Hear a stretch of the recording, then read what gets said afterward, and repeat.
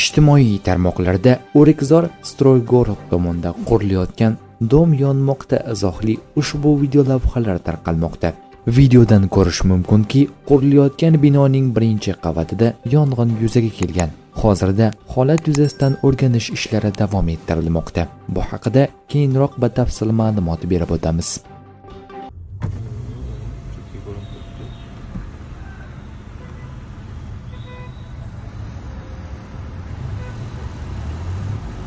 Ko'payyapti.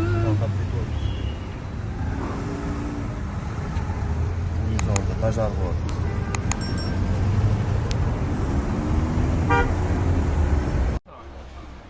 O'rikzor Stroygorod yonidagi dom yonyapti. Mana nima bo'ldi? Postediyu. Qayerda yonyapti? Shakar tomon shakar, bu. Shakar taraf. Shakar tomon yoki shakar. Shakar stengi taraf. Stengi tomon chiqasiz, yo shu chiqasiz. Stroygorodda anaqasi, Stroymal. Hozir anaqa kelsak berasizlar shu? Aka.